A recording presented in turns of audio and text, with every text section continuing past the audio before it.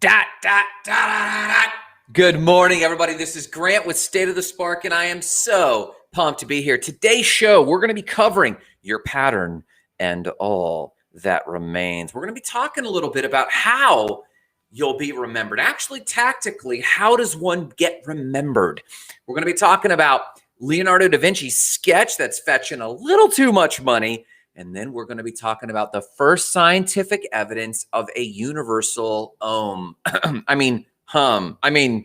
You know what I'm talking about. But before all of that, you know what we're doing. We're covering Cup of Gratitude.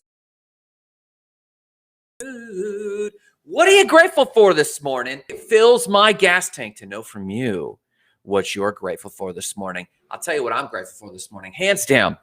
I'm grateful for several things. Number one, the opportunity to be investing in a property in Cocoa. That's what we've been doing. We drove in the wee hours of the morning. We ended up here in time. So I said, that's it. I'm going to do a show this morning because I've got my setup, which is the second thing I'm grateful for. Stability and spontaneity, which is a concept from Tony Robbins that has made a huge difference in my life. He always said you can always build stability, but you can never build stability from spontaneity. We've got the Spark headquarters here in Lakeland. We've got our community. We've got our patterns. We've got our habits of living. We've got the setup right here. So I'm grateful for the setup, but it's that very stability that allows us the spontaneity of investing in our crypto investments and our people investments and our partnerships, as well as our properties. So I'm super grateful. I'm just filled with a massive sense of gratitude. And then last but not least, I'm filled with gratitude for grace. For those following the show, I confessed to a big schedule snafu yesterday that I had to humbly apologize for.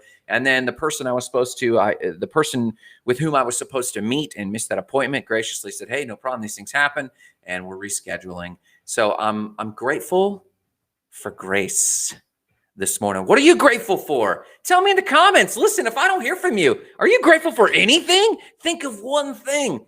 Your new pair of shoes, a glass of water this morning, the smell of fire in this morning, which actually in Florida is very nostalgic for me to smell summer or spring forest fires. I love smelling that smell. It's healthy for the environment here, as long as it's under control. What are you grateful for this morning? That's my friends' cup of warm gratitude. Susan Hokinson's given me like a power like over here. I'm loving it. Looks like likes are looking new. It looks like a Mother's Day like. Thanks, Susan. I appreciate it. But the rest of you, what are you grateful for? I'd love to hear in the comments. Let's talk about, and then Root, thanks for the like this morning, sir. I appreciate you, man. Let's talk about the universal hum and the actual hard science from Voyager spacecraft, which also happens to be the name of Root's company, from the Voyager spacecraft 1, and how we know that there is a universal hum. Let's talk about that in other news. Yes, in other news, for those who don't know, Voyager 1 and Voyager 2 were two interstellar satellites that we put up in space back in the 70s, I believe it was. One went up in August, the other went up in September. Now, both have long since left the solar system. I think Voyager 1 left the solar system about 10 years ago. Now, the Voyager craft had moved about 11 billion miles, 11 billion miles just to reach the edge of the solar system. Now, get this. It's also now moved an additional 3 billion miles outside of the solar system. Now, why does this matter for the Om? Why does this matter? So we've been researching the interstellar plasma. Interstellar space is not just black, though we'd like to think it was. We have discovered Root says, boom, I'm grateful for the universal hum. You're not kidding, Root. We're going to be covering that right now. Gina Bullock, the pet nanny. Good morning, Gina. She says her wonderful clients, so caring and understanding. I love it, Gina. That's awesome. So this universal hum, we have been researching, and scientists, we're still getting, though they're delayed, significant signals from the Voyager spacecraft. What an investment. We invested in this in the 70s, and now 40, 50, 60 years later, we're still 50 years later, we're still getting massive amounts of data back from Voyager. And one of them is what the interstellar space is made of. It's a lot of plasma. It's a lot of different things. Now, what they used to study plasma by these starbursts that used to come out of our star, and we used to track how the radio waves, as well as electromagnetic waves, which is kind of radio waves as well, how it interfaces with interstellar plasma based on how we observe it. But the Voyager spacecraft is now sending back information that we do not need to wait for these starbursts from the sun to actually interact with interstellar plasma, because it has actually heard an interstellar hum at this frequency.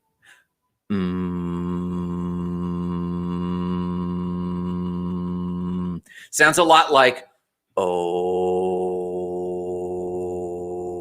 we're realizing that star stuff that ties our solar systems together is operating at the Om that Buddhism taught us for the longest time, and many different religions and faiths, including some small groups in Christianity, have used a prayer-like language to connect with this frequency. It's a very interesting thing. If you want to actually check out the article on the science of it, and I think we're going to learn a crazy amount more about this, but I just thought this was absolutely powerful that in my own lifetime, we are seeing evidence for things that we have sensed, intuited, and known for many millennia in our faith structure. So it's very interesting that the spiritually minded, the intuitive minded can see things millennia before science can prove it. Now, we need both, right? We need lead us towards these things. In fact, I heard it recently said that poets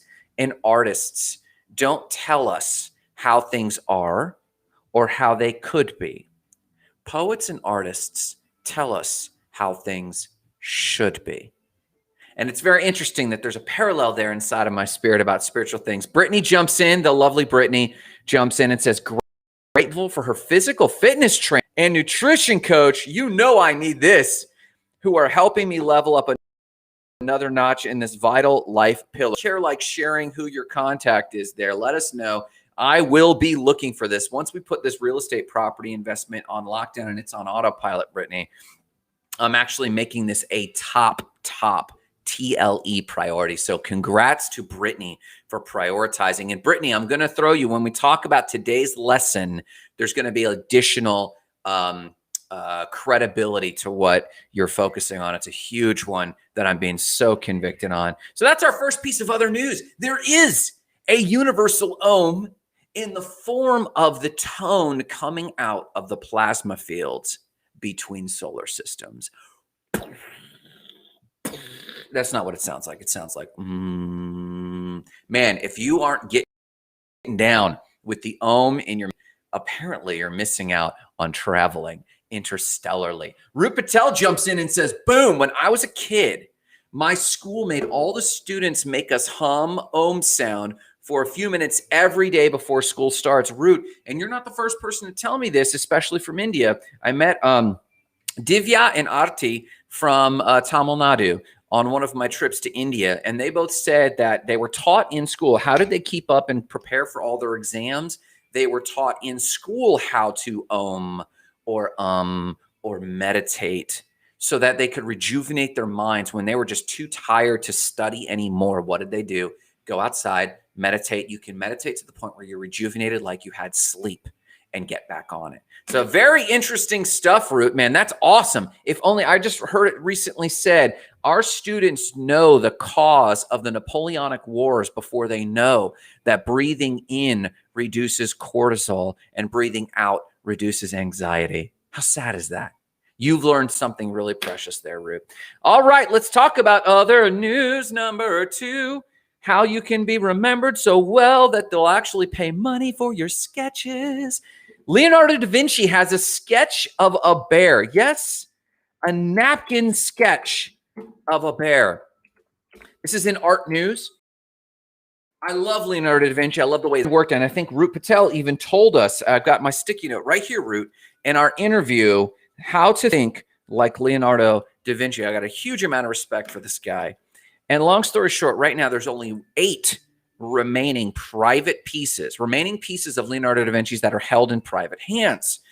And one of them is actually going on auction today, called Sketch of a Head of a Bear, for $16 million on auction at Christie's. Now, it's only 8 square inches and it's just a sketch. It's done with silver point by Leonardo da Vinci's mentor. I'll give you 3 seconds to guess. Don't Google it. I had to Google it. Who Leonardo da Vinci's mentor was? Andrea del Verrocchio. I did not know that. I've studied Leonardo da Vinci a lot, and that name was new to me. Fun fact, Christie's has actually sold this before in 1860, over 150 years ago. Christie's had actually sold this same piece on auction. It has been moving through time. So the veracity and the validity of the document have carried on through time. And it sold in 1850 for just £2, 2.5 pounds, or in today's about $439 in today's money. I don't know if they didn't know its worth, or I didn't know if cash meant a lot different back then. But $439 in today's money in 1860. What were they even thinking? Now, this particular sketch is also valuable because it also has Leonardo da Vinci's signature on it. So, how can this gentleman be so remembered that his napkin sketches are being sold twice over a 150-year period to end up on our auction blocks for $16 million? These are the questions that stick with my mind. Link right there in the comments. You can see it there. The questions are, is it valuable to seek to be remembered? Did Leonardo da Vinci care to be remembered? Did he know if he was going to be remembered, or did he just think big? Did he just produce more than he consumed? Well, I've got a working theory on that, but tangential to this, or in parallel with this, is my comment today, and that is how, or our lesson today, and that is how and who remembers us. That's just food for thought on a Tuesday. Let's talk about, that's it for other news. Let's talk about how and who remembers us.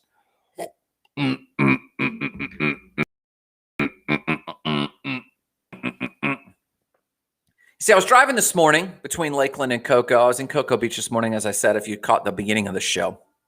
And we've been driving back and forth between Cocoa and Lakeland and trying to get it up and running. And I've thought quite often, I love the Cocoa area. I love being by the water, I love being rejuvenating to my soul. But when I think about Lakeland, my hometown where I'm at, for those of you who are not in Lakeland, this town has given us so much. I knew Root Patel was watching, if he's not still, and it was given him so much. We have both moved here as travelers and built businesses and communities and friends. I realized that my sense of self is tied into Lakeland. And when I pondered that, I realized that my sense of self is only known of from our community is the lovely Dory Rodriguez. Hey guys, she's about to go to Puerto Rico and spend some time there. She has helped us purchase this place in Cocoa, as well as all of our real estates.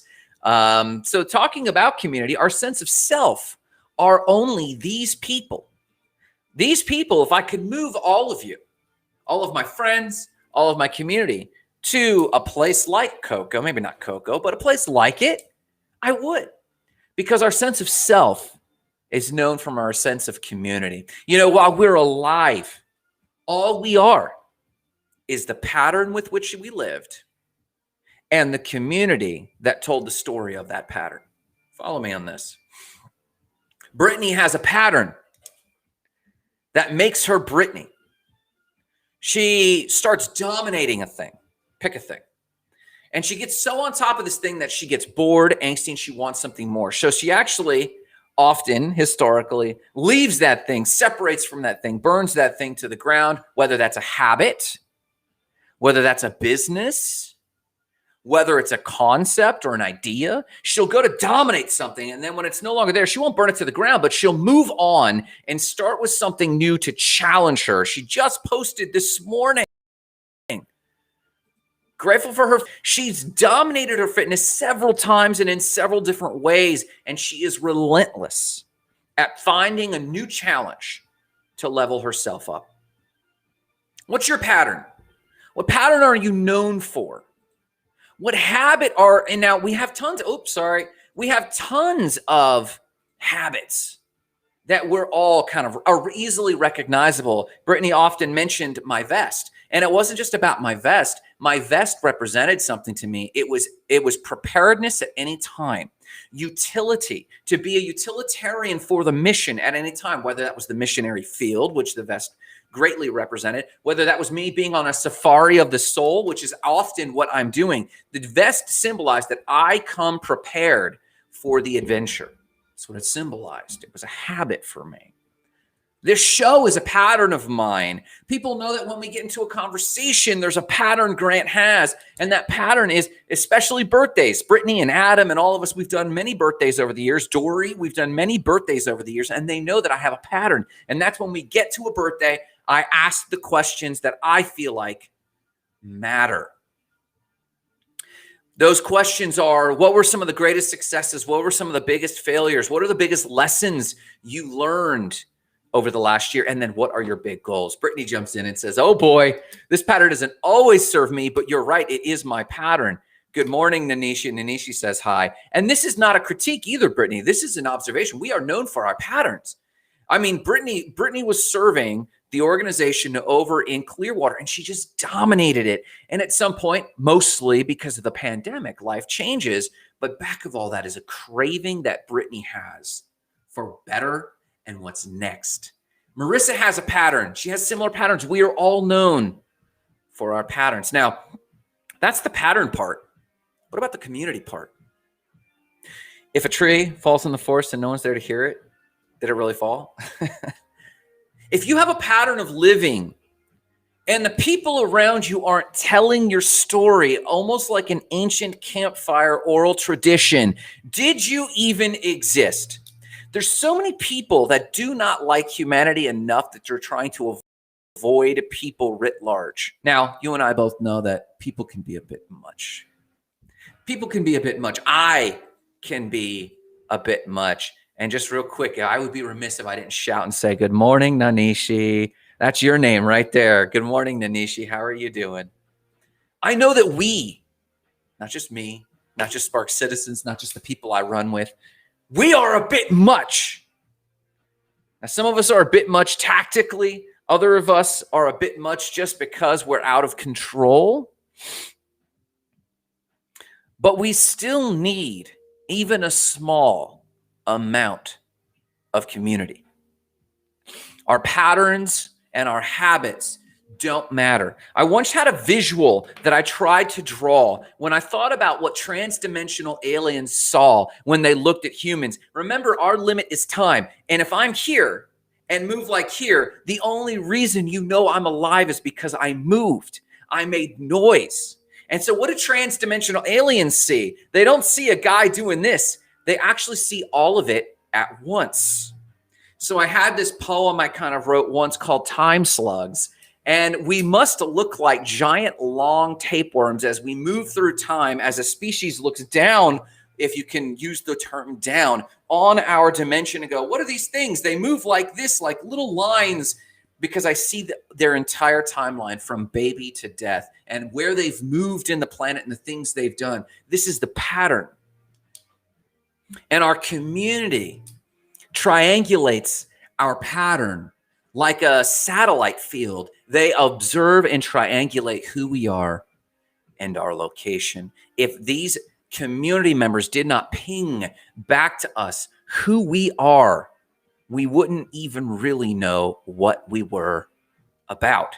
Dory says patterns and community can both be changed as we want to be changed, or can they? Yes, they can. Or do they change because we changed? It's both, because just as our community is a satellite to us, we're a satellite to them. And we might be retasked and repurposed to help triangulate others. And the truth is that we're constellation points. We're a diffusion field for those who understand physics.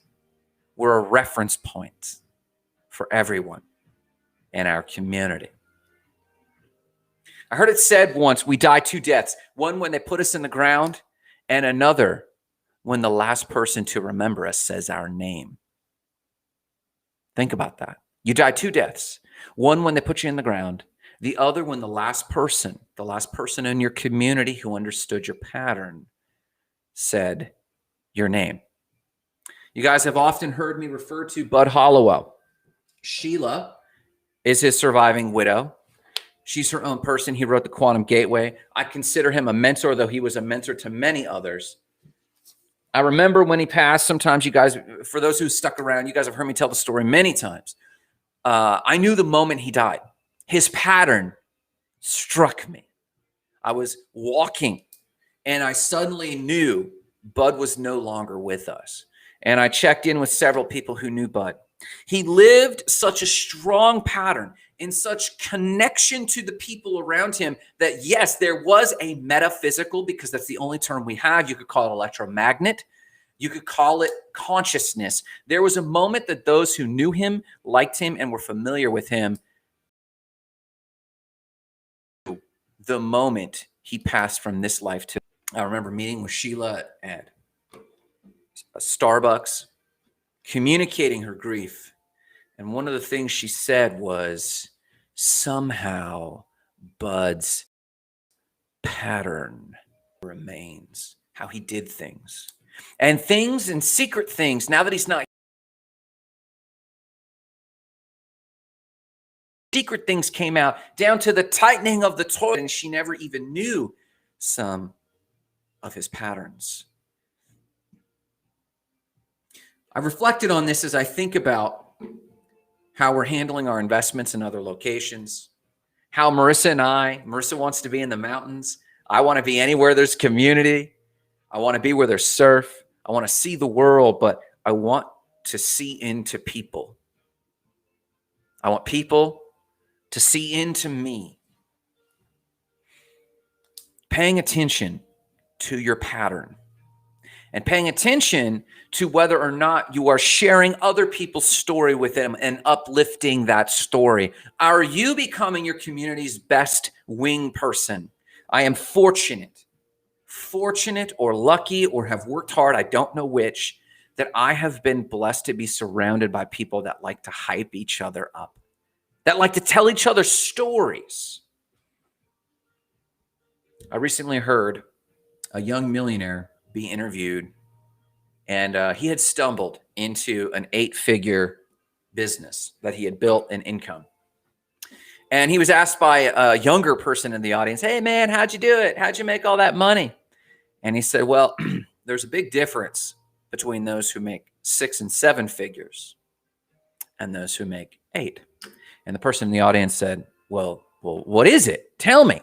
And he said, well, people who are in the 6 and 7 figures, they're always looking for strategies. They're always looking for how-tos. They're always looking for the next technique to take them to the next level. But people that are 8-figure earners are working on themselves and their habits and who they are and what people say about them. Now, I can't help but assume that if you're making 8 figures, you had to pass through the threshold of 6 and 7 figures. If you're able to work on yourself, truly, how you think, how you're remembered, what people say about you, your ethics, your values, your brand promises, the brand of you. I can't help that if you have the luxury of thinking of those things, that you also pass through the threshold of strategies and how-tos. We're not going to dog that approach. But I do encourage you to graduate.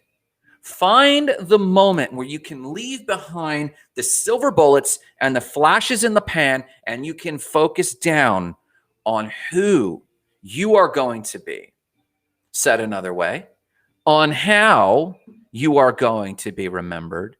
Said another way, on what your pattern of living is. I share that today just to share with you a thought. A question. Are you paying attention to the patterns you are leaving in the world? Are you cherishing your pattern and the pattern of your loved ones, even the things that might annoy you? Are you cherishing their patterns? Are you consciously aware that the habits you're picking up, the work you create, the thoughts you cause others to think, The feelings you cause others to feel, are you have aware of the additional layer of reality that is your pattern? Consciously aware, and are you happy pattern? And what's more, are you aware that the building of your community and their awareness of your pattern and your awareness of their pattern are what brings eternal life? Are you intentionally creating these two things? I'm trying. I need to be way better at it. I crave to be way better at it. And maybe it's an age thing. Maybe it's a season thing. Maybe it's a post-pandemic reality. But I crave that a little bit. I'm going to leave you with that food for thought today. Go out there and please be aware of the pattern.